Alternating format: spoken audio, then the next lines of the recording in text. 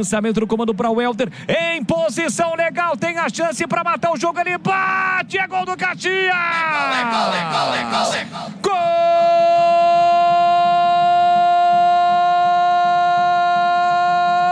do Caxias! Caxias é ser desportista e um bravo orador. O Welder tem a 19 estampado na camisa.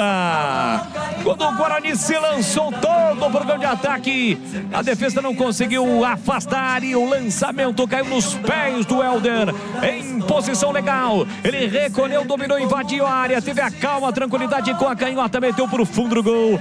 Sem chances para Andrei e para determinar a terceira derrota em 3 jogos do Guarani na Série C.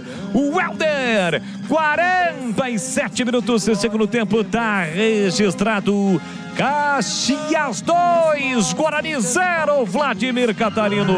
A pá de cal, né? O Welder, que até aqui no jogo só tinha feito faltas e faltas, agora recebeu com muita liberdade. Livre lá à frente do goleiro Andrei e com categoria também colocou para o fundo das redes. Festa no Estádio Centenário, o Caxias amplia 2-0.